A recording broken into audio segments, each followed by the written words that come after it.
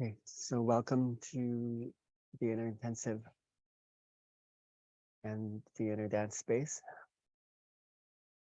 and deep gratitude for you, for your questions, your insights, and just you, uh, all of you, for being you.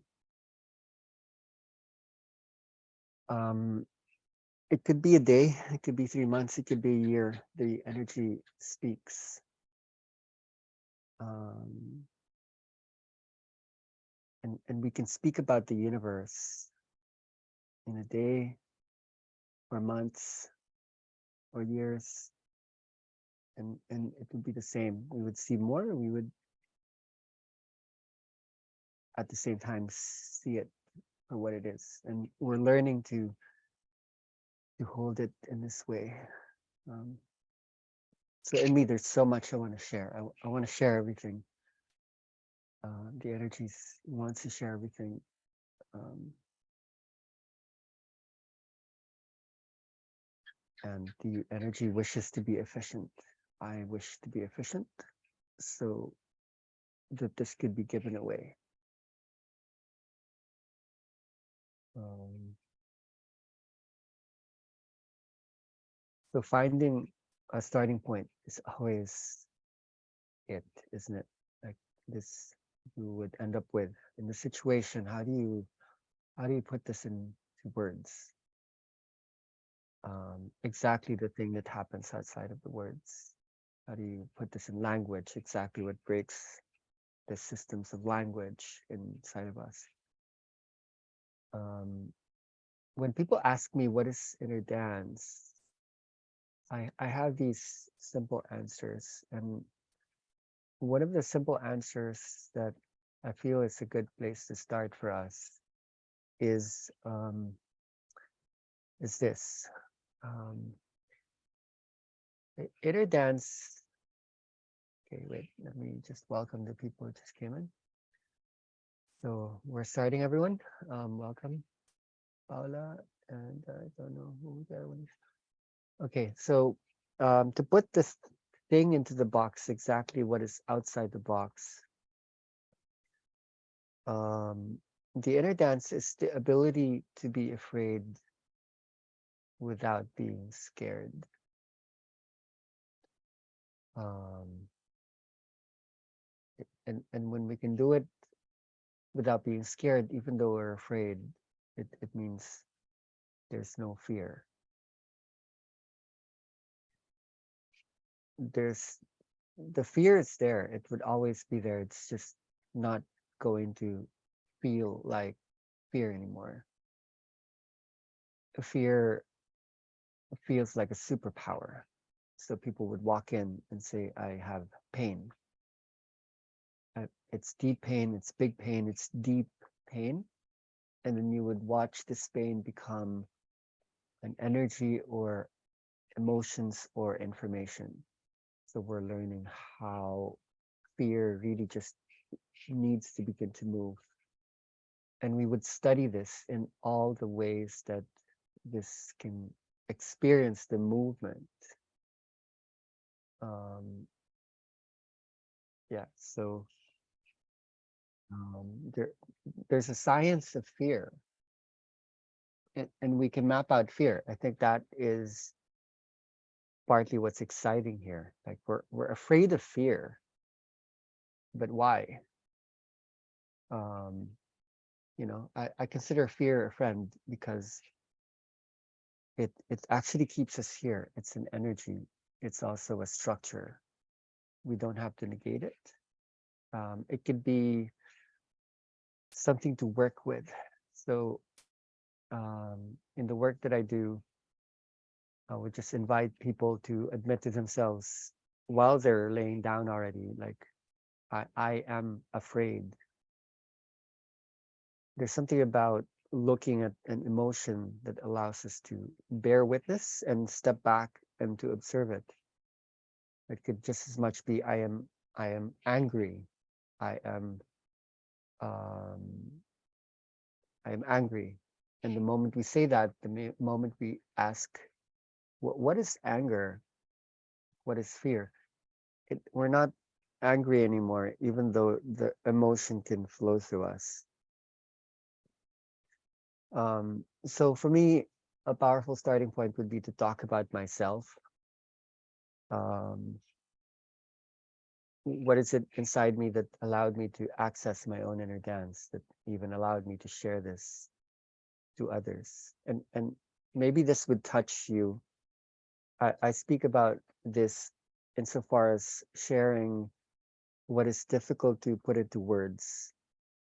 Um, I grew up with a lot of fear, and the fear wasn't entirely mine. It was my dad's, my father's. He he was traumatized when he was a small child. They were playing with a gun in World War II. I think he was 3 years old, and the gun fell on the floor. If you read my book, you would know this. He got shot, and the bullet entered here, right here, and it exited here. So he lost his eye, and that would do something to you. So he grew up with a lot of this um, really deep red chakra energies, this trauma, and I guess I would receive that. Uh, it would get passed on. So I received some abuse when I was young, um, and I was really angry at him for passing that on when I was also young. Um, but there's something he taught me that took me a long time to understand. Basically, I was always small when I was growing up. Um, I was super thin. I was small. It's something about my body type that was necessary for me to channel this energy.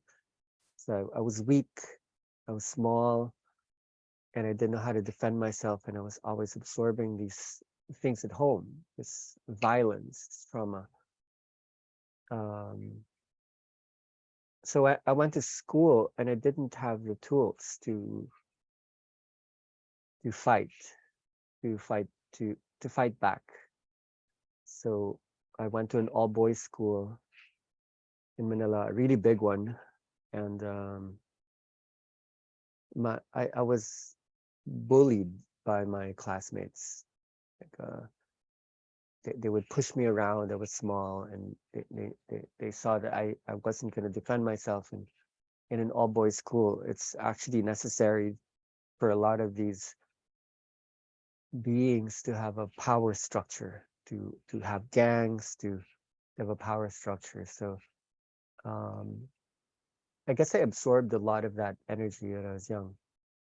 I didn't know how to speak out loud. I was always scared of people. I was scared of everything, and I didn't have the conditions to develop strongly as a human being. But there was something interesting that I was able to look at later, and it was the fact that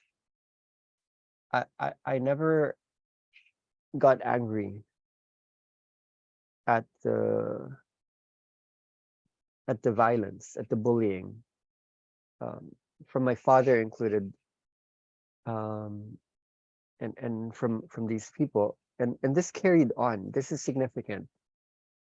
I remember these words my dad once told me. It just stuck. He said, "Never fight. Don't fight back."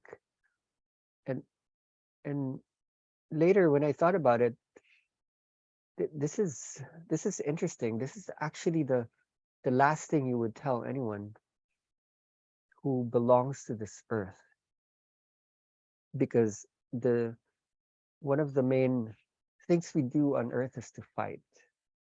To fight is almost Darwinian. The strongest will survive, and you always have to win. So in high school, people called me like a loser. Like I'm this thin boy. Um, Deep down, I knew there was something big, something so huge, um, And in my spiritual journey, I realized that I had this ability to absorb pain and convert pain. So let's make this practical. When you think about the inner dance process, it could be everything about like how we ask people to lay down, to close their eyes, to then use the music to be touched. Um, then the energy starts to enter people. We actually go into the most vulnerable position, the most vulnerable space where the world, and I mean this, um, the world can enter you. It could be the pain body of the world. It could be the energy of the world. It could be the memory of the earth when it enters you. And when you don't resist it, when you're not angry, when you're not needing to protect yourself, um, that's when it starts to happen. So that's maybe the first irony we can look at, that the more you lose, the more you win. And and it's not happening usually because everyone's trying to win. No one wants to lose. So you're bringing together a set of conditions, like a concert of factors that allows people to, like, okay, I give up, I surrender, I'm tired, I don't want to do this anymore, I'm dying, you know, I don't want to fight, I don't want to fight anymore. That's actually when you start to gain, when you benefit. That's when the real winning starts. So somehow we're reversing uh, historical um, survivalism. It's almost post-Darwinian. This is like the world after Darwin. This idea that the strongest will win in a war or in a battle. Jesus Christ once said, the smallest amongst you will be the greatest amongst you. The meek or the humble will inherit the earth. Um, when you think of Lord of the Rings, this narrative by Tolkien, you can give the ring of power to Galadriel, to Gandalf, and it would go to their head, this power, this circle, and you can only give it to the smallest of the smallest. So only the smallest could hold that much power. Only the smallest is allowed or given that much power. So I think, okay, the Kundalini energy is best described by Indian tradition still. They say when Sava lays down and totally surrenders all of his struggle, that is when Shakti enters the channel, the dead body, Shava, and that's what makes the body move. So Shakti is a vibration, Shava is a vibration. We can map these out. We can talk about this, but it's good to maybe just understand this from simple terms. Uh, we have to be honest, and when you do this work, you need to bring out this honesty in people. And it's so simple. Like we're so scared, but there's nothing to be afraid of. And we just need to bring things into objectivity, energetically, mentally, emotionally, physically, and this just is unleashed. This is let loose. Um, so me myself, I have the ability to absorb judgment, like pain, the emotions of others, and it somehow just flows through me. I don't anymore hold things in. I think even as a child, I didn't have the ability to hold things inside. It metabolically, it just gets digested, just flows through. But when this inner dance energy just came through me, like more and more, um, I had this ability to convert the fear. And I don't think people would end up in this space if they don't have this as well, this empathy, this ability to heal the space by healing what is there from inside them. Um, yeah. So it's really simple when you think about that. You can formulate all the mechanisms. It's that, like, when you think of dogs, for example, um, when they want to connect with you, when you approach and they're wanting to open. For those who are familiar with dogs, they would open up the parts of their body that's the most vulnerable. So this you can apply to the practice. You need to observe the body and see what are they protecting. Is it this? Are the legs crossed? So slowly you open, like the dog that would open its legs, or it's protecting the vulnerable parts to say I am open.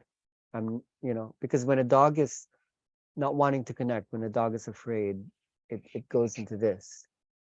Um, so slowly you open up the body, which is protecting something, and the body has a way of shaping the mind and spirit, so that once you bring in the aliveness or the trigger mechanisms, something wakes up. Uh, so we can study these very easily. There's a whole science that can formulate the simple thing that I just shared.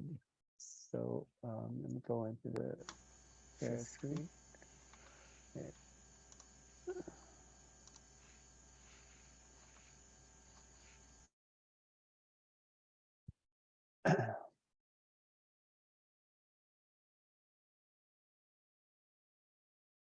Okay, firstly, this is interesting. The autonomic nervous system is made up of two parts. So I spoke about um, this fighting or needing to run away whenever danger is happening, and there's this energy of trusting, like slowing down. So when you study these two systems, okay, this is the brain, yeah, and then this is the spine.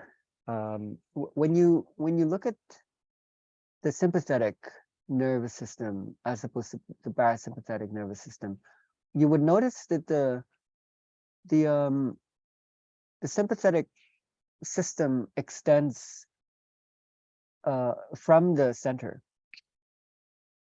The fear responses are here at the center. This is called the thoracolumbar region, and this is the cranium. Okay, so trust extends from here and here. This is the sacrum. Okay, so when you then, for example, look at this picture.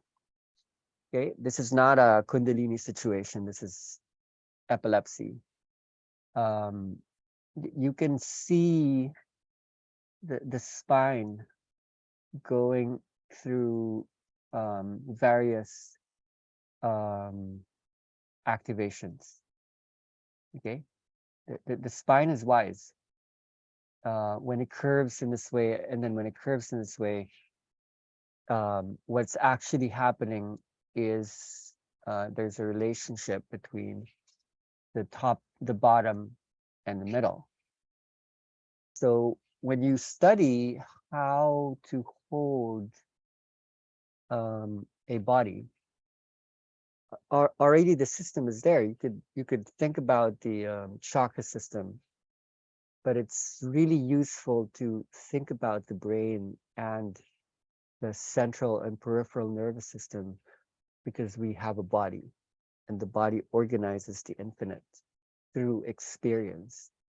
So it already helps you to understand that fear and excitement, which is what the sympathetic nervous system is about, it is belonging to a zone and is here.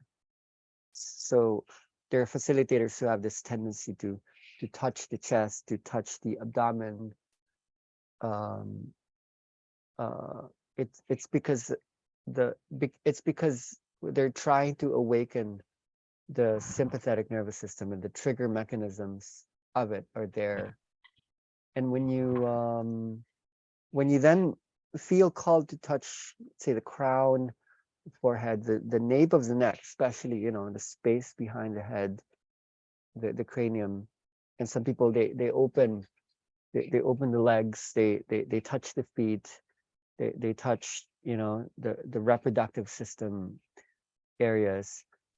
um, they're actually activating the rest, digest, and the trust responses that is meant to allow for the slowing down, that then allows for the going fast. That is what is signified by the story of Shava and Shakti. Shava would be the parasympathetic, and Shakti is actually like the fast, not the slow. Shakti, the feminine energy, is that which is fast, which needs to channel through the body as delta states, as total, like surrender, as like the corpse, the dead body. So even a long time ago, I was doing these trainings. The first trainings that I did was in 2011, 2012. It was really interesting. I would sit in front of people, and I would draw this figure, and I didn't know what it meant. I would draw this figure. I would say, okay, something needs to go down and something needs to climb up. And maybe back then I was thinking more of the chakra systems.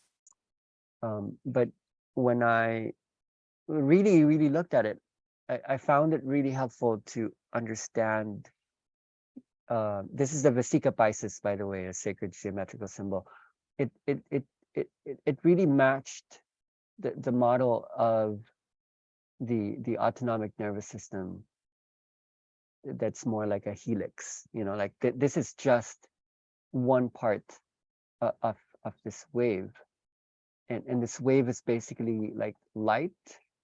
I knew it then as light because I was receiving messages in spirit, and it was a message from light, and light is electricity and magnetism. So how I saw this wave was, this is magnetism and this is electricity. Like light is an electromagnetic wave. It's electricity and magnetism turning into each other. And magnetism is like the mind. Electricity is like the kundalini, or the feminine energy, the masculine and feminine. Like I read a book that was really, really interesting, and this is pure synchronicity. I left the world. I didn't see my family for a long time. They didn't know if I was alive or dead. And when my mom found me in the island, she gave me this book that my sister sent to me without knowing anything that happened to me. She just sent me this book, and it's called The Magical Passes. And it's written by Carlos Castaneda, who wrote the books on the legends of Don Juan. The book was interesting only partly to me. It's interesting because I was awakened by a Mexican stranger in California in the year 2000. And This talked about the Mexican lineage. So what the book was saying is that there was this energy a long time ago that allowed the naguals or the shamans to convert pain and darkness back into light, and it had something to do with these body movements that made the body make these electrical noises that my body was also making at that time that I was reading the book. And the explanation was really exact. It was very much like this. It said that the systems the systems of interpretation needs to drop, like the mind control thinking process needs to go down, and then the body starts to move on its own. This is like ancient tradition from Mexican shamanism, and some kind of thing would take over. So this doesn't need to be just through the Indian construct. There's something in South America that holds this tradition, but I think we can universalize this. There are traditions of the same energy in Korea, in Japan, in the Philippines, in Brazil, in Africa, with the Celts. This has been known. It's just that this has been forgotten, and this is forgotten because this is something we've locked inside. We've been avoiding and resisting this, and now we are setting it free. This thing that belongs to everyone. It's in everyone's body, mind, spirit. So even with the simple thing that I share, you can walk away with this, and you can figure this out. That you can figure it out already. That this is the opening, and it doesn't take much for people to like formulate this. When you touch a body, when you use music, you would discover this just through the experiential, because when something doesn't drop, when people don't open, when they don't relax, when they don't trust, nothing happens usually. When you don't hold the energy well, you didn't hold context, you didn't allow for the doorways to open, it's not going to happen. One thing I've noticed at the same time is if people are not honest with their fear, if fear is locked in, they look strong.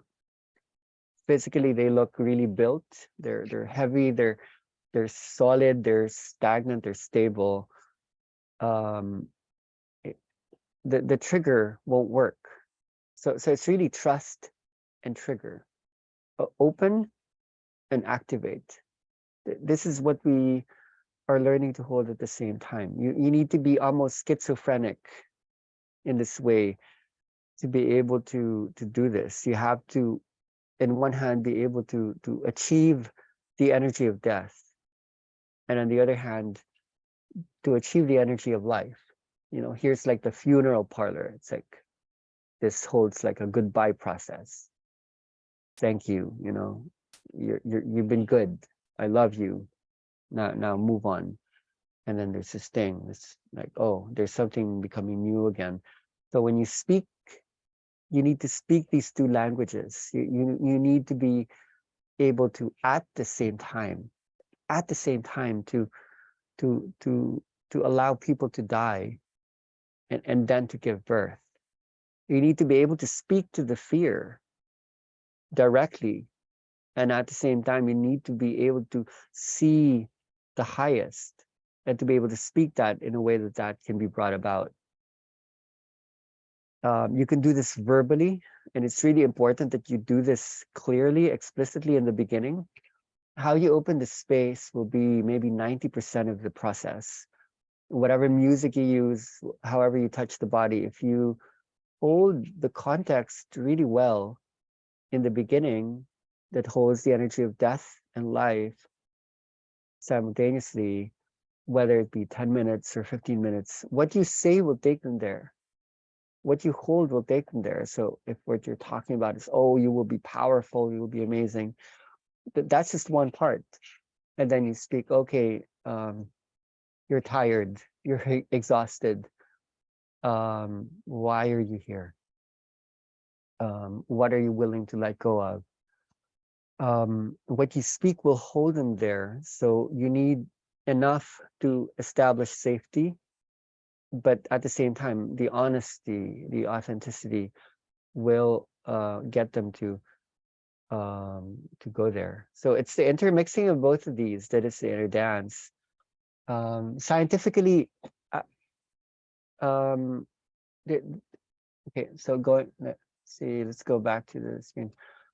When you look at this model, and you can make this more, sorry, this is a Zoom bar. You can bring this into complexity by understanding maybe the chemistries of change. Like, okay, let's maybe simplify what this looks like.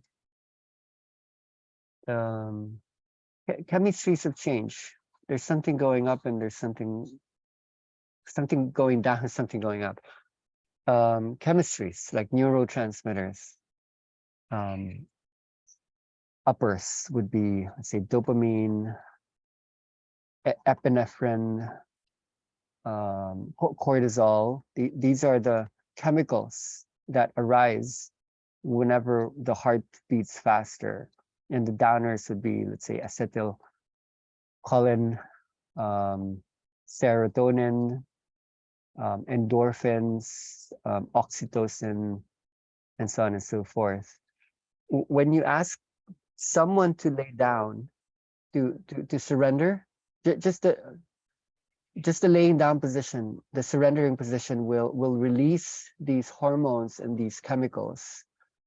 And when someone is laying down, when you activate them using music, using touch, using your different techniques, something will get excited. So I guess a lot of you have attended trainings, and one of the things we formulated very easily in the beginning is called a demo. I don't know if you know what a demo is. It's when you put someone in the middle, and with or without music, you take them there, in a matter of minutes, and everyone's watching.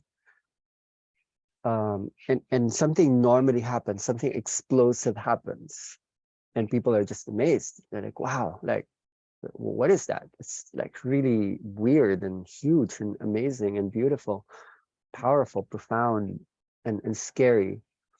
That is the model, the thing that I just drew. The demo will usually work. It could often be the most powerful experience. Why? You've already done the work. You don't need to be a shaman. You don't need to do anything extra special. When you ask someone to lay down in front of a lot of people, what would happen? What is going to happen? Now, it's very scary to present yourself to the public where you don't know what's going to happen. So there's anxiety. Every time I ask someone to volunteer, which isn't really a volunteerism anymore, their heart spikes. And I would ask them later, did that happen? Yeah, I was scared. I didn't know what would happen. I didn't want to explode in front of these people, and explode they will. They usually do. Now the trick is when you ask someone to lay down and close their eyes, what you're doing is you're already activating the parasympathetic nervous system. You're already opening the space. So that's the trick. It doesn't need to be just in a demo. Anyone who goes into a deep healing process, a possibility of healing, many people, when they walk into a healing room, they're actually quite anxious. They're scared. They don't know what's going to happen. It's the same thing. So when you create that space of laying down and setting the context and letting them be vibrations, there's this chemistry. There's this alchemical wave, this alchemy of change or transformation. So going back to to the demo, it's like you get them stuck in this situation where they're scared. You put them in a situation where something might happen and they're anxious because it's in public. So it makes your heart beat. It sends out adrenaline, epinephrine, dopamine, stress hormones, and those start to intermix with the relaxant chemicals. And so we're interested in what is that mix? What happens when you mix those chemicals, the stimulants, the depressants, the downers, and the uppers? So if you study the science of the autonomic nervous system, the part of your nervous system that's automatic, that's autonomous, that which acts in its own will. Okay, so let's say this is the sympathetic nervous system, fight or flight, and this is the parasympathetic nervous system. When you look at these models, every time there's an energy that simultaneously goes up and down, magic happens. Every time this happens, like magic happens. It's incredible. What are those moments when this happens? Number one, the sympathetic and the parasympathetic become one during dream states. When we go into REM, the sympathetic and parasympathetic turn on. Number two, when there's a spiritual awakening. Number three, when people go into the near-death experience. And then number four, when people take psychedelic substances. Okay, these are examples. There are probably more. Okay, so when we go to sleep and go into the dream, spiritual awakening, which is the Kundalini rising experience, the near-death experience, and psychedelics. All of these are the same. These are the rare moments in which something goes down and something goes up, and this is what you're mimicking. When you think about those, what is common? Okay, like for me, the only thing I can really think about that's common to those four is an alteration of time perception. When you have the near death and you have this thing called the life review, people say you will watch your whole life flash before your very eyes, like in the span of a second. Like you see the whole thing. And when you have like this trance, it's the same thing. When you have the dream, time is weird. It starts to expand, to go vast, to go loopy, circular, rather than linear. It's not sequential. It's like there's so much happening all at once. People report, sleeping a very short time, but feeling like so much had happened. And for those who have done the psychedelic journey, whether it be LSD, magic mushrooms, or ayahuasca, like an hour, 5 hours is not like hours. And you have to make your way from there, So it's about time. It's almost like there are these conditions that bring us into linear time. And we realize there are conditions that bring us into space. And you're learning to formulate that. You become what is called the Zeitgeber, the time giver. You're giving people time. That's your gift. You're offering them time by altering time.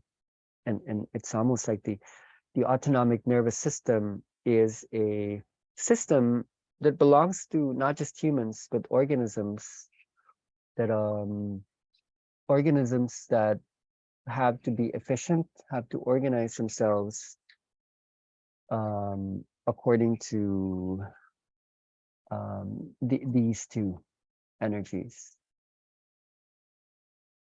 the sun and the moon, light and day, hot and cold, so that we know when is it time for this to go down, for this to go up.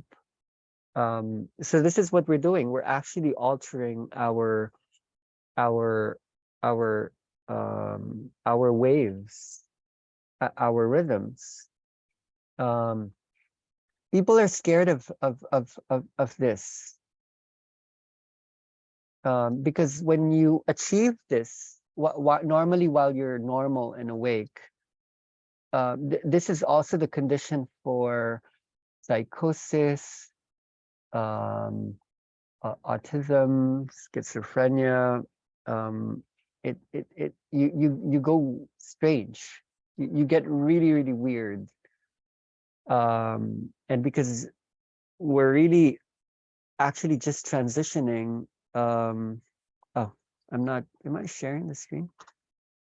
I think no, I'm not. Okay, sorry.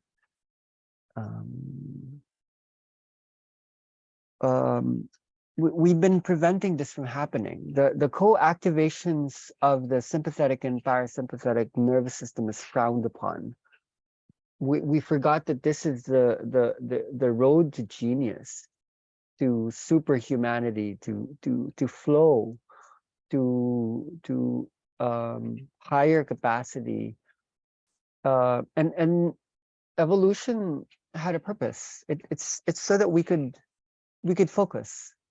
You know, there's a time to work. There's a time to rest, which helps us to coordinate with all the other animals that won't eat us when we're sleeping. You know, it's dark. I can conserve my energy, and when it's time to then experience the uppers, then I drink coffee, and then I need to drink my alcohol to help manage myself. And I think what's interesting is the fact that the autonomic nervous system is actually going through very intense changes the last decade, the last century. Like we're reprogramming this ANS, the autonomic nervous system. So those are the mechanisms. Why is this important? What's the point? Why are we even looking at this? This is having value spiritually, mentally, socially. If you want to think about change, and please like listen to this, it's really, really important. It explains the work. If you're interested in transformation, what does it mean to change? Who are we? You want to change your behavior or the behavior of others, our minds. We want to shift our thoughts, our speech. Is it that easy? You know, do you tell yourself, okay, I'm gonna give myself the instructions that tomorrow I'm gonna be happy, I'm gonna be amazing, I'm gonna have like a yummy experience, it's gonna be a blast. But when you wake up, you could try to decide, but it's not that automatic. There's moods, there are feelings, there are emotions, there's also what's stored here. That's like a contract for you to work this out. So the autonomic nervous system is the part of the peripheral nervous system that you don't have control over. This is important when you compare inner dance to something like, let's say, yoga, breath work. Like how does it compare and how is it different? Let's compare it to yoga, for example. It's really interesting when you do your studio-based yoga experience. You know, you do the asanas, you stretch your body. Yoga starts with the sympathetic nervous system. So you end with shavasana. So inner dance is the complete reversal of yoga, where we start with the corpse pose in inner dance. You start with death, hoping that the yoga would wake up from inside. Yoga is the opposite. You would conduct your yoga as an activity and then hope to surrender afterwards. They both work. They both have a purpose. They're both blessings to the human. But it's important to understand the difference. What is altered when you lay down, when you go into these different modalities? It's brain, breath, and blood initially. Later we can talk about like bone. When you're scared, when you're scared or when you're trusting, something happens to your heart. The heart holds tempo or rhythm. Something happens to your brain waves, and then something happens to your breath. They're both measurable by let's use this. This is time. Wait, sorry, this is black. So it's white. This is time, right? Time unravels one point at a time. And then in spirit, like everything happens all at once. So this is space. In space, everything's happening simultaneously. So when you think of brain, breath, and blood, these operate according to time and space. Like, for example, when you think of the heart opens and closes through cardiac volume. There's the stroke volume, cardiac output, sorry. Stroke volume is the amount of blood that flows through and what manages that space, and what manages that in time is the heart rate, the beats per minute, which is like music. That's how you measure music. So when the heart beats faster, we enter into a different dimensionality as when it's like slower. It's the same with the breath. You measure breath either through rate of breath or depth of breath. Like how much air are you bringing in, and then how fast are you exchanging oxygen and carbon dioxide, nitrogen, and all the other gases. A lot of those are regulated by our responses to the external environment, which is fear and trust. Okay, so this is a really long-winded explanation for why are we doing this. So the autonomic nervous system is it has a brother, and this explains its differentiation between yoga and maybe even meditation. So this is your nervous. Is it black? No.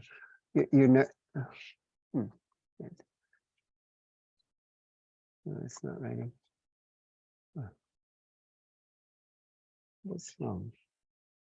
Okay, never mind. That happens.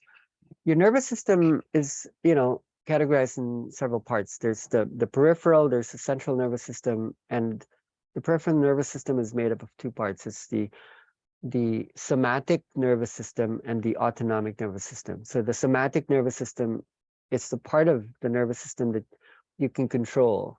You can control your muscles, your limbs, right? If you want to run, you can run. You can send orders or signals to your legs. Okay, I'm going to run right now. You can control that. So when you do yoga, you're tapping more into the somatic nervous system. In breath work, you initially tap into the somatic nervous system, hoping to activate the other part of the peripheral nervous system, which is the autonomic nervous system. So the autonomic nervous system is the part of your body that you don't have control over. You can't control your brain waves. You can't just tell yourself, right, okay, I'm going to spread more gamma. Exactly, maybe it's 30 hertz, and I'm going to spread now. We could bring more consciousness to it. So it is true that you could bring somatic into the autonomic, but normally you can't just give orders to your digestive system or your immunity system or your healing system. We are trying to bring more awareness and power over these, but traditionally, when you speak to doctors, to scientists, the autonomic nervous system is precisely the part of your nervous system that you don't have control over. But in inner dance, or in the work that we do, whatever you call it, we're actually controlling the part that you can't control. So when you think of brain, breath, and blood, that's autonomic. You can't control your heartbeat. You can try to control your breath, but that would be a limited duration. Then your mind wanders. You're not controlling your breath anymore. Your body controls your breath, and then your heart. You can't control your heartbeat. So the question is, who is in control? What is in control? Technically, it would still be you, but it's not. Through your childhood, something controlled you, and that's your external environment. That's Vygotsky, the social historical model, rather than like innate constructivism, Piagetian. You are the product of your environment. It is true that you're a product of yourself, but you got conditioned, you got programmed. Every time you were exposed to danger or to love and openness, your heart was programmed to beat in a certain way, so that when you enter into a scary situation today, you don't have control over your heart. Let's say someone's in front of you and holds a gun, threatens your life. You're not just going to sit there and close your eyes and I'm going to breathe deep. I'm going to enjoy this experience. Your heart will go into a stress response mechanism. So this doesn't need to be, someone attacking you in that way. This could be just anything scary. It could be riding a roller coaster, jumping off a plane, watching a scary movie. Why do even people love to do that? Because it makes the heart beat faster. It brings about an aliveness. When we are afraid, we can also confront fear. So it's the same. Let's say someone pays you a compliment, gives you a hug, gives you a flower, you get a massage. Your heart rate will slow down. Your breath becomes shallow with moments of deepening at times. Then your brain starts to stimulate the delta theta neural oscillations. So who's in control when you think of it in this way? Who's in control? What is in control? When you look at the autonomic nervous system in this way, what's in control is your past. What's in control is your past. Every time you responded to something repetitively, again and again, by habitus, you then teach yourself to react to danger. And if you grow up around danger, then you have these response mechanisms. If you grow up in paradise where everything was like good and beautiful and perfect, and you could just be entirely who you are, you're always being seen for your magic, for then you have no problem. You don't have these stress response mechanisms. So to elaborate the point in full circle, the reason why we're doing this work is to help people feel their response mechanisms, which is a memory, which is how they formulate their way of being here in this earth. A lot of people think you can't change the past because it's already happened. You can evoke the past because the past is still happening right now, because it restored. And when you allow people to be scared without being afraid, then there's a possibility for courage. That's why you're bringing things down and up at the same time. Then people can change. This is the magic. So one of the common sharings people would say is, okay, like I'm not responding to stress in the same way again. You know, I don't seem to react to my mom, to my dad, to my boss, to scary situations. It seems like I can handle things more. It's like something slowed down while something's also speeding up. Because you were allowed, someone allowed you, or you allowed yourself to be scared without being afraid. Um, you know, you uncorked the bottle, you took off the cap from the bottle. It just was allowed to express itself freely, benevolently, like generously, in a way that there's no control, there's no manipulation, there's no mechanisms of holding on too tight. You're just allowed to be who you are and access your own wisdom. Um, so yeah, it's really simple when you think about this. This is the mechanism. Like everything that we've learned to do is about this that I explained right now. It's about allowing people to respond differently. Um, you know, it's like who manages you? You're so complex. You have trillions of cells, hundreds of billions of neurons. You have all these organs. You have these enzymes. You have ions of light. You have, you know, white, red blood cells. This is all of you. Like who the heck is coordinating all of that? Like you. It's your autonomic nervous system. It's your masculine, feminine, your east, west. It's your light and dark. So then take many steps back. Don't just see this from a personal space. You inherited this, not just from your mom and your dad. You did get a lot from them because, you know, they provided your environment. Your culture could be seen, your tribe. But this is actually much older. Everything that had a brain, had lungs, had a heart, all of the beings that had an autonomic nervous system stored response mechanisms to, let's say, okay, I'm here, and then someone dies, and I don't know what happens afterwards, and just seeing this three-dimensional reduced material thing. And so all these beings were scared to die. We're afraid to die. We're afraid of pain. We don't like pain. We're supposed to avoid it. We like pleasure. So it took this project, like how long, you know, like is it thousands, tens of thousands, hundreds of thousands, millions, tens of millions, hundreds of millions, or is it billions years old, this project? Like how old is the fear project? How old is the trust project? It's really, really old. Learning when to rest and learning when to get to work, to confront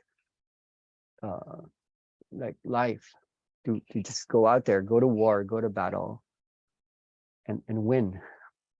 Survive at least, you know, if not to win, at least still be here tomorrow. That's a really old project. That's a really old project, and it confounds me. It shocks my mind to realize that wow, we're actually putting this together now. This helix,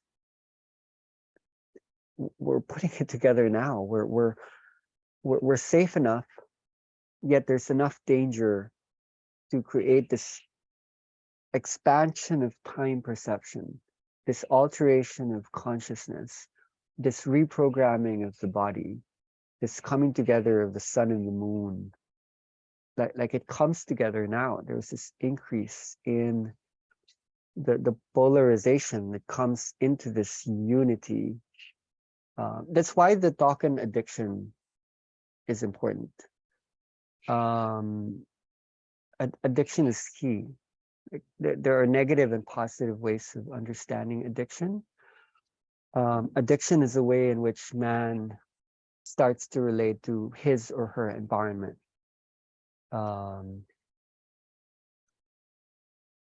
We need to, you know, it's really not working. I don't know why. Sorry, I forgot.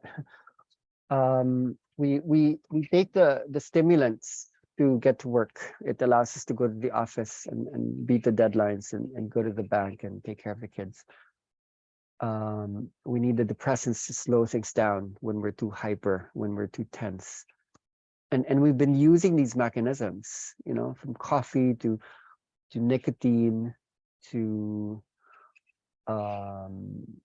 slavery, you know, indebtedness. These are old mechanisms. They're called psychotropic mechanisms, power dynamics, religion,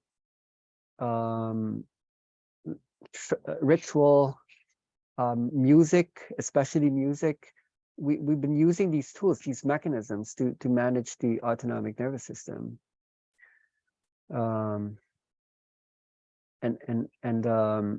There's like this long journey of slowly rising up.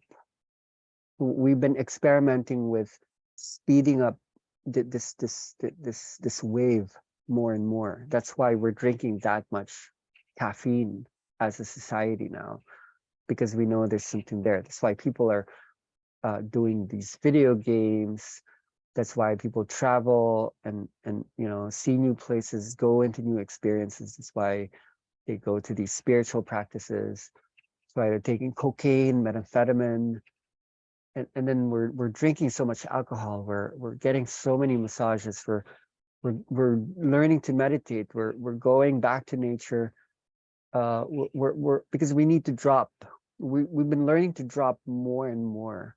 So what's happening now is the extreme mechanisms of stimulation and depression is not just going to spread us far apart. There's like this elasticity that's trying to pull these together. So you want to look at this favorably. It's not just to make a judgment that the world's getting super stressed out and super pain avoidant, pleasure seeking. It's actually like a trick or a game.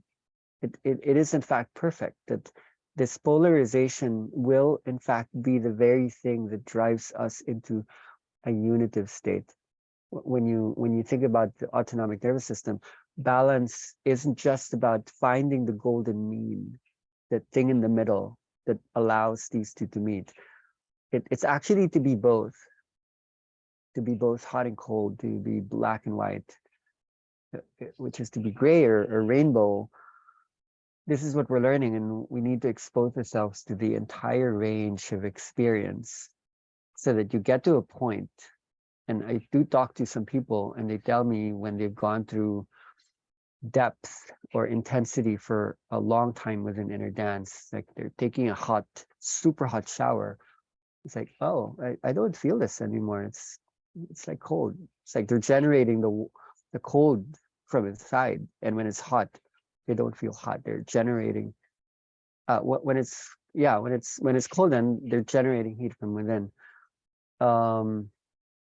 We're learning to regulate the extremes so that there are people who don't know the difference between good and bad anymore. It's like it just is, you know. It's like we're to build a new earth, you need to build on new foundations, and the current foundations are pretty much polarized. It's bipolar. We're trying to rebuild the conditions where these things could meet, and you need a new brain model. You need a new system, a new response system to be able to hold that. And inner dance actually is very much a simulation of what that system would look like. Like, what would the world look like if you were able to hold the sympathetic and the parasympathetic nervous system at the same time? The repercussions are huge.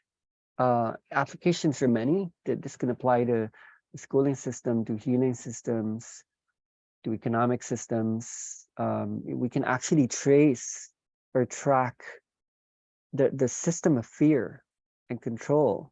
So even as we allow people to let go of control, we can control this by holding like both, not be inclusive, not saying okay this or that. No, everything is amazing, everything is beautiful, everything's important, everything is valid. So you become ambivalent. Ambivalent means both. Ambi is both. Valent is value. It's like I'm not sure if this is better or this is better. I have to make space for both. And equivalence, equi is equal. Valence is value. It's like I value both of you. You're both important. So you don't polarize anymore. Even your enemies, people you don't get along with, they're actually part of a larger teamwork that's called the universe, consciousness, spirit, and God, goddess. So yeah, that's basically the introduction that I usually give in the trainings. I'm not always able to speak this so well. Sometimes when I spoke to you, it takes me like a week because I can go into details. It can take like a whole day. What I just shared in maybe an hour. So you can use this. If people ask you questions, you at least could have a starting point as an explanation, like you're learning to hold like all of it. Don't run away from either one. You're learning to be inclusive. You can use this for yourself, so you can observe the mechanisms you hold.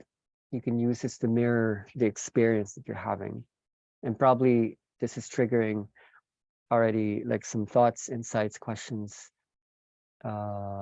awareness inside you.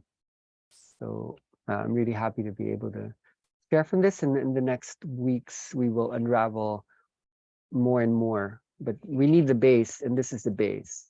This is the meta structure upon which you can be given an explanation of almost anything that you think about. Like the whole world is made up of this helix that's becoming one.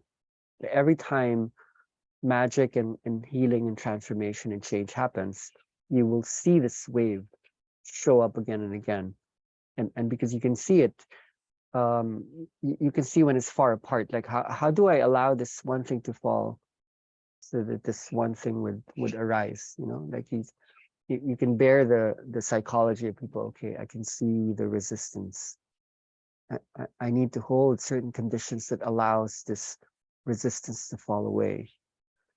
And it could be different in India, in Singapore, in San Francisco, in Riyadh, in Warsaw, in Zimbabwe. You would need to speak different energetic undertones in order to invite Shiva to become Shava and Shakti to enter the channel, so that Shiva is the masculine and the feminine. It's Kali. Kali and Shakti are behind Shiva. I think that's the gist, isn't it? Like we're moving too much from the masculine, and we're not channeling the higher vibrations of Shakti. So when we allow her to be that which moves, even the subtle movements, soft, small, quiet movements actually achieve more. But when we're working too much with force, even though we're doing a lot, we don't actually get a lot done. We're working so much, but things aren't really working. And we're learning to balance these energies so that you may not even need to work. And maybe that's what would eventually work when you slow down and learn to open before you activate. Okay, so I want to see if you guys have any questions. We can do the session soon. This is clarify certain things. This is open up like inquiries and questions. You can just go quickly into a chat, and we can chat some more later afterwards. Okay.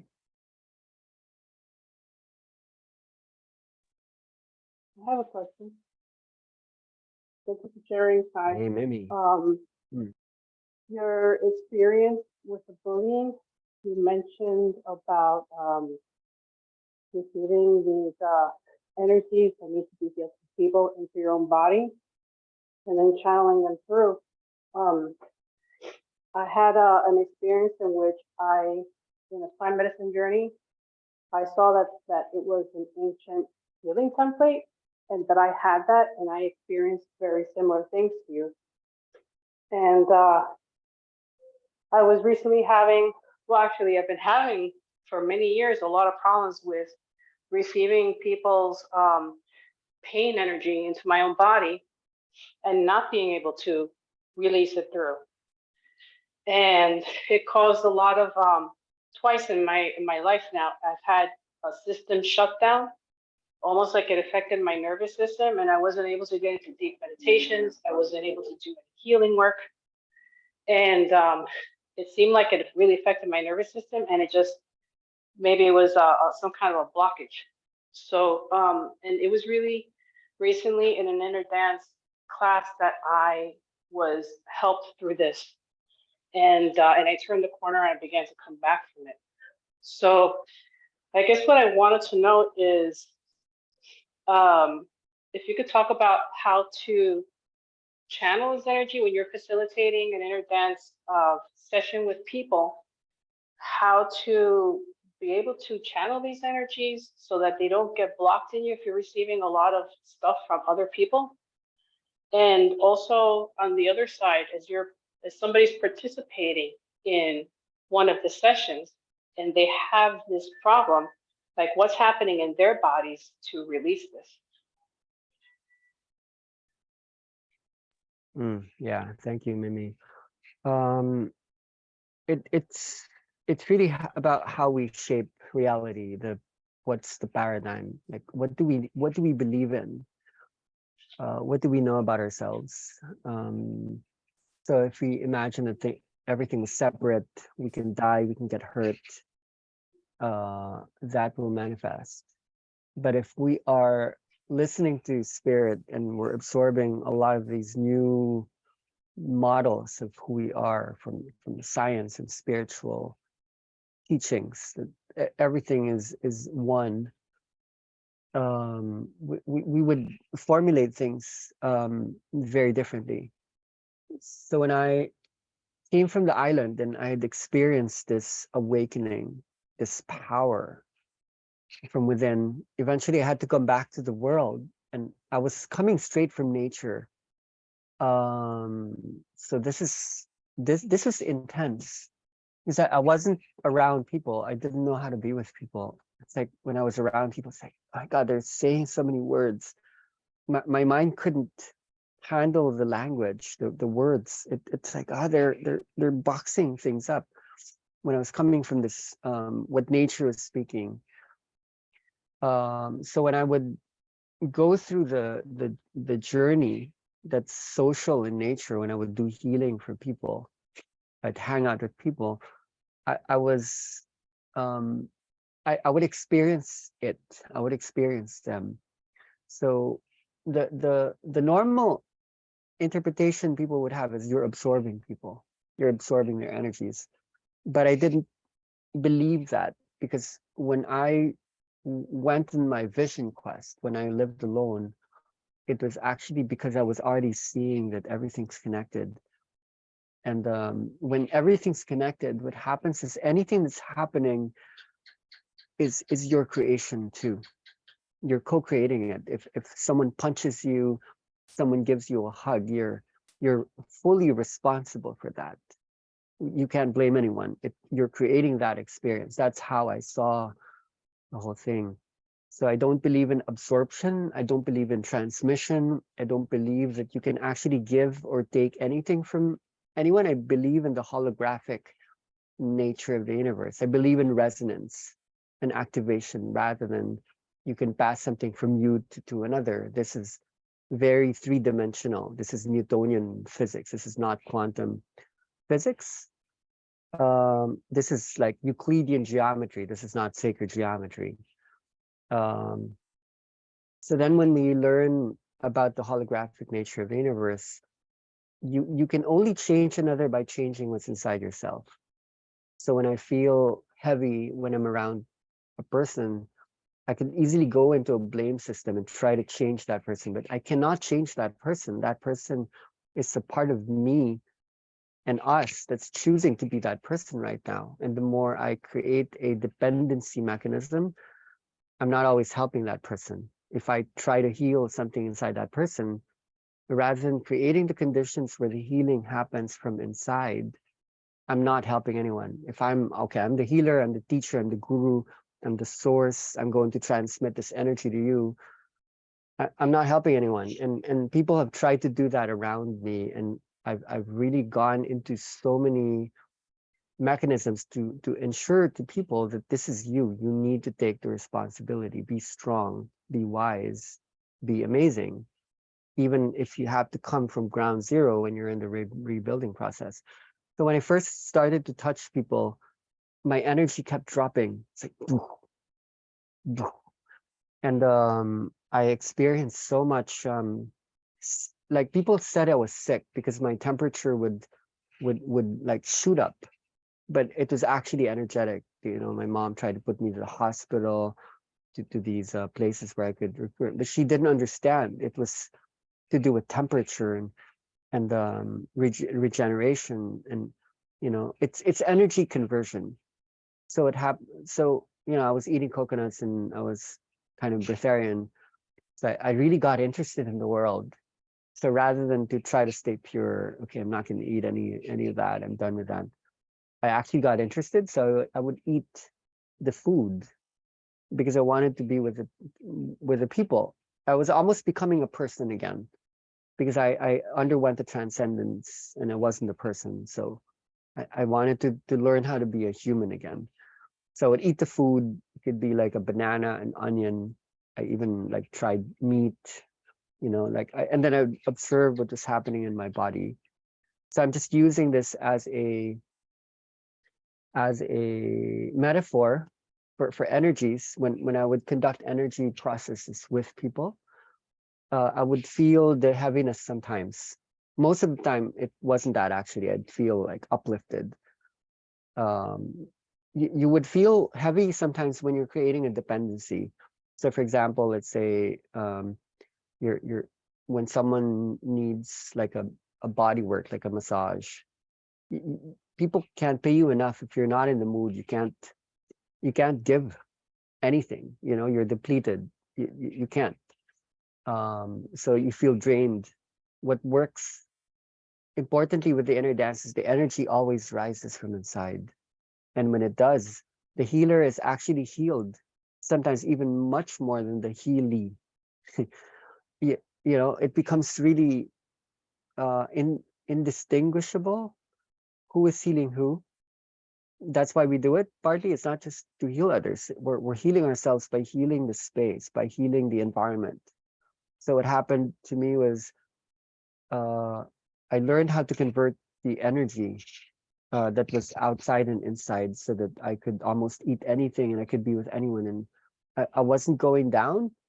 So what I was aware of is I went into a personal experience of raising this vibration. But I think what actually needs to happen is if everything was one, we are supposed to do all of this together, like as a community, as a society. Because there have been stories of people who woke up, had awakenings alone and was able to do it. But we've done that. It's not interesting. What we're interested in is for the whole planet to raise this vibration together. We actually need to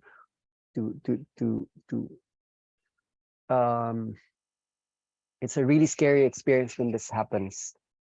It can be explained, but there's no space right now. What happens in death is you absorb everything that you had been sent out. When you're born, everything's packed into one. And then you need to extend parts of yourselves to objects, people, places, events, thoughts. So there's this small point, like a seed that then expands. That's a hologram. When you die, that is going to unfurl or enfold what had unfolded. So that's time and space. It you know, it's like a sphere, like Mariella called it a spiral, a Fibonacci spiral. It comes back to you. And how I've seen it in myself and some people, you actually take in the whole world. Traditionally, inner dance had been that people would just go so deep. It's like, oh my God, I'm becoming the earth. I just took in the earth. And I think individualism, separation, ego, is about like trying to keep the earth from entering us. So we need to create a mechanism to make it all separate. Like that's yesterday, that's last week. You know, these are placeholders. What's called memory. We created language, thought systems, to help us to organize all of these sensory elements so that we have like a story, like a past that anticipates the future. But when you die or when you go into the spiritual process, that actually like caves in and you have an experience that's very similar to what you will have when you die. This doesn't need to be so amazing because you actually go through that every time you go into the REM state, every time you sleep.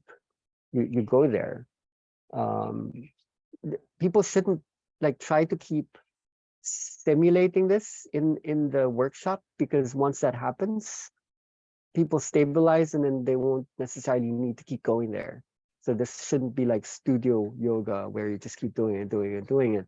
This is really helpful when something's already on the way down and something's going up. But once it stabilizes, then you need to leave it alone for that time when something needs to move again. Um, so I think there are two spiritual models. Traditionally, there's the monastic path,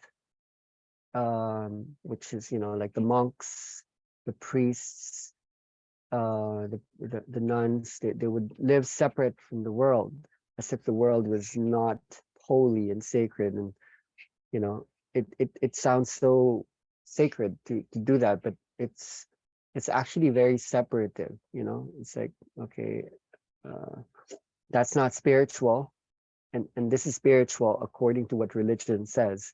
But now we're coming into this awareness that everything is spirit. So sometimes the thing that least looks spiritual is actually maybe the most spiritual, potentially.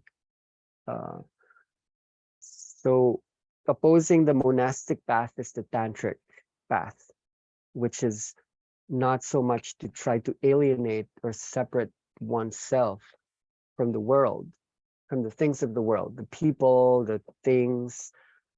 And that's partly what addiction is about. The tantric path is to try to achieve oneness through the union with another.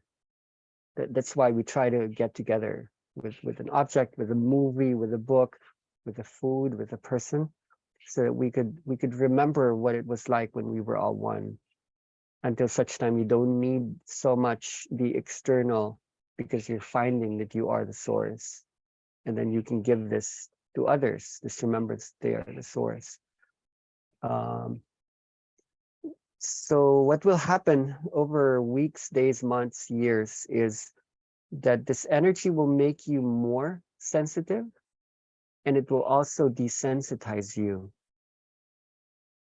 Okay, you know, you need to become more sensitive, but you also need to not take certain things personally, which comes in the form of words and the ways you're reading the space.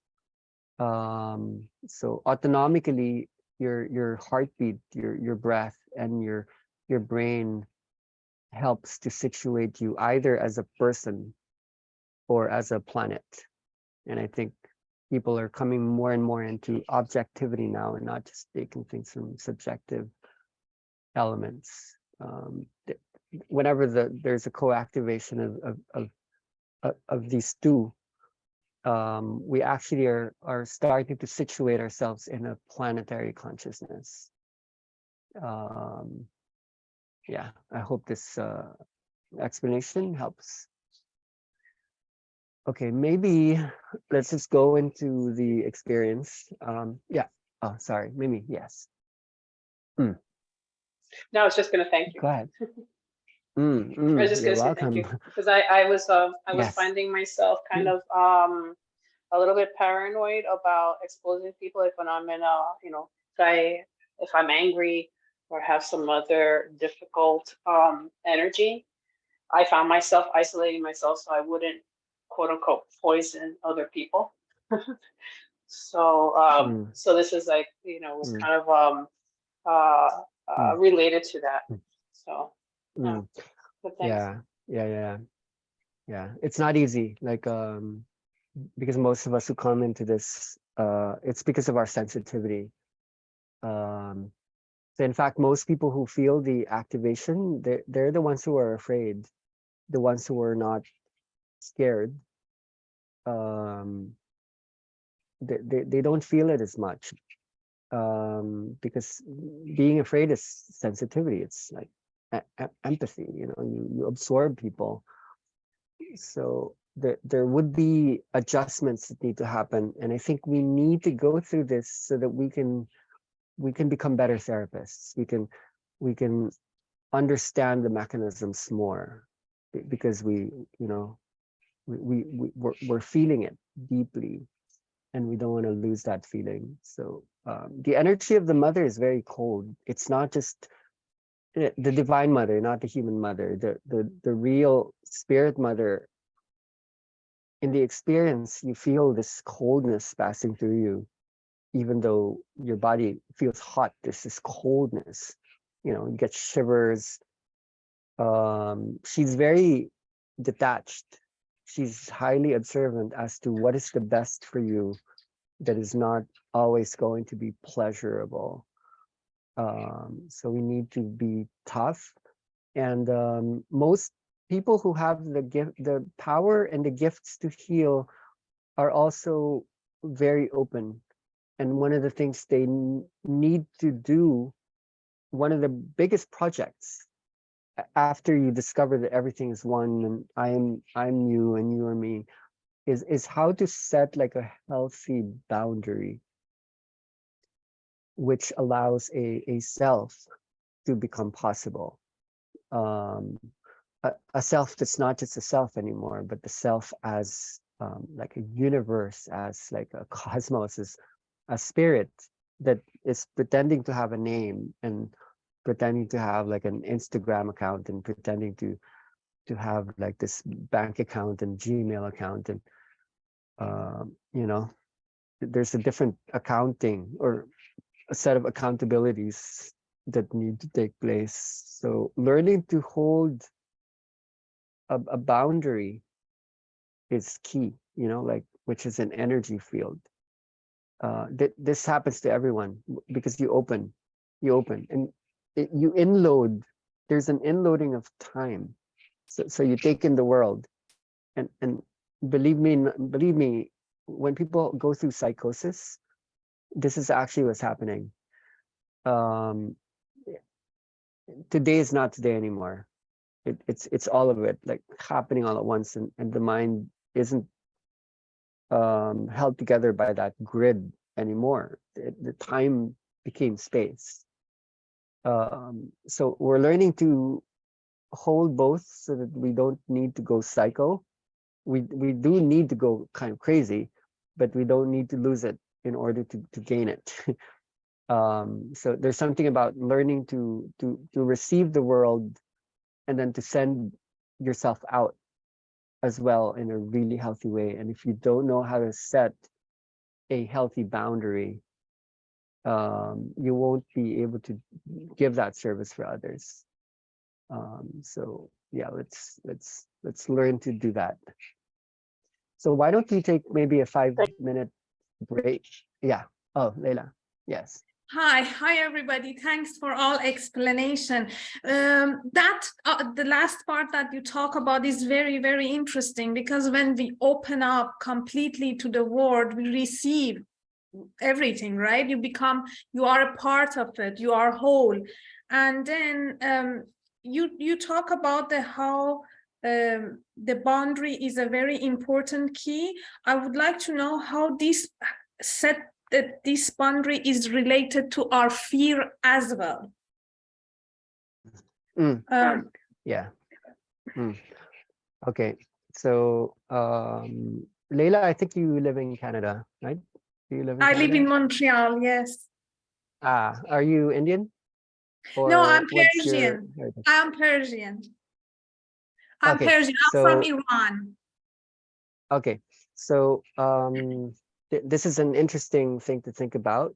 So there are parts of the world that are more individualized, and then there's parts of the world, normally the tribal, the more ancient, the more Eastern, people aren't so much individual, it's about group consciousness. So when we look at the emotional construct to explain this, shame cultures are cultures where the others or the group is more important than the self.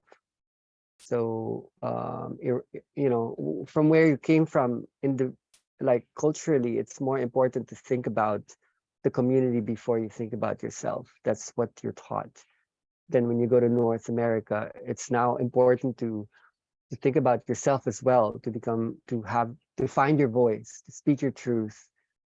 So I feel that the East and the West are becoming each other. A lot of Westerners are learning to bring value to others.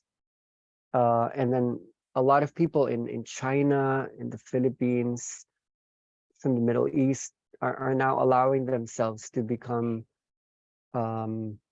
more, stronger, more clear, more able to speak the truth. And these are brain states. These are actually brain states too. So we need to develop both. So what's interesting is when I deal with people from the West, as opposed to people from the East, like from my culture, because people don't know how to identify themselves as like individuals, then when I see them starting to adopt individualism and ego, the ego structure is actually holding the collective very, very deeply.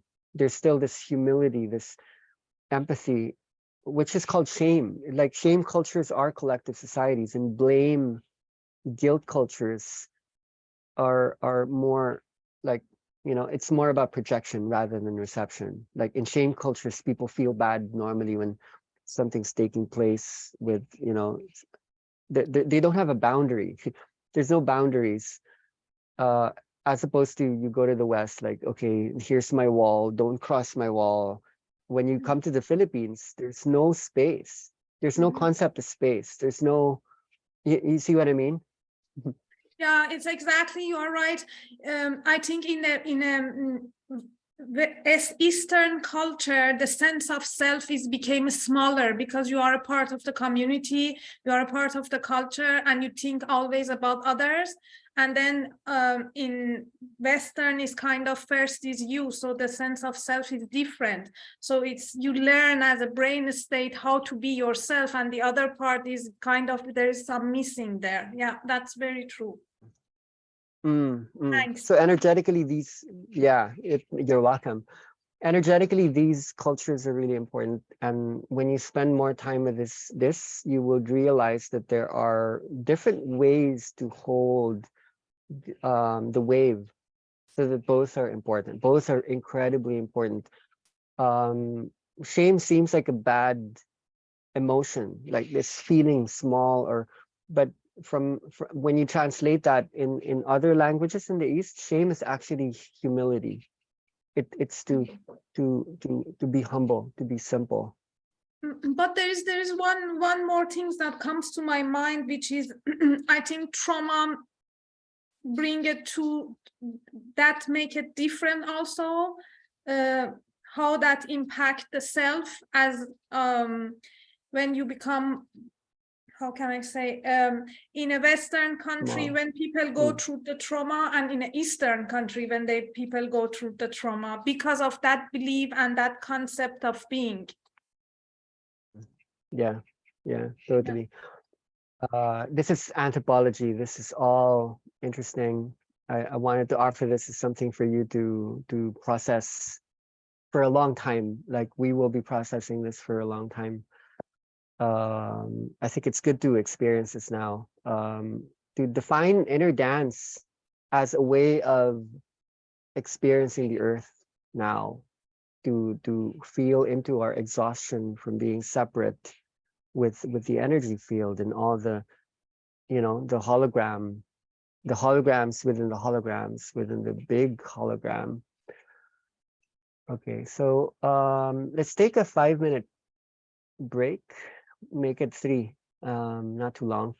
You could go to the toilet if you need to pee. It's always good to empty your bladder. If you need to drink some water, I think I'm gonna do that. And then set your space if you are going to lay down. Create an environment, and we will see you on the other side. Okay, no more talking from me. The music is just going to turn on in a few minutes.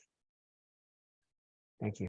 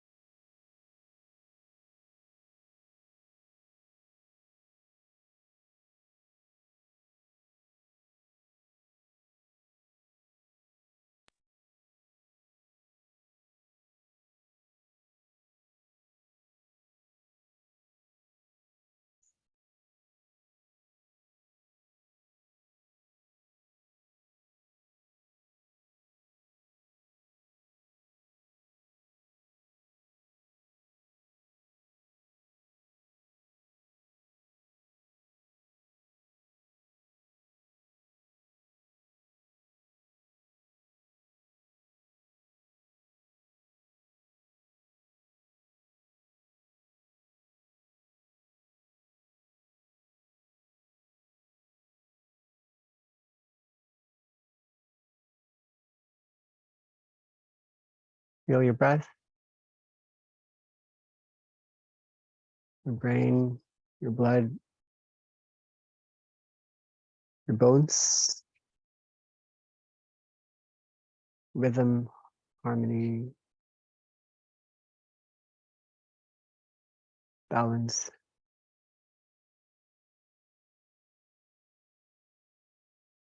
Something is slow,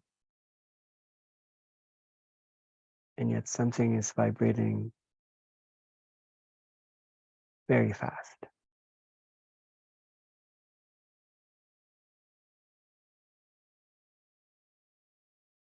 How to hold both. You are both. You are all of it. Space in between.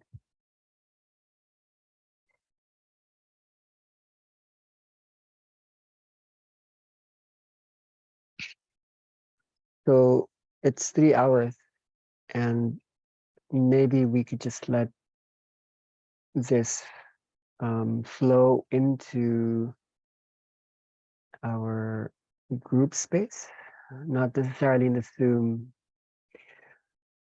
Some might need more time to integrate, so as not to hurry your brain back into the verbal space. We can share our experience, our feelings, our visions, our thoughts in the WhatsApp group. So this is our first real holding of what inner dance might mean for us, for the world. The experience is also the perception. And it's really important that you hold both the mind, the body, mediated by spirit. But thank you for being here. Take your time. Take a lot of space. Have a good night and good morning. Namaste.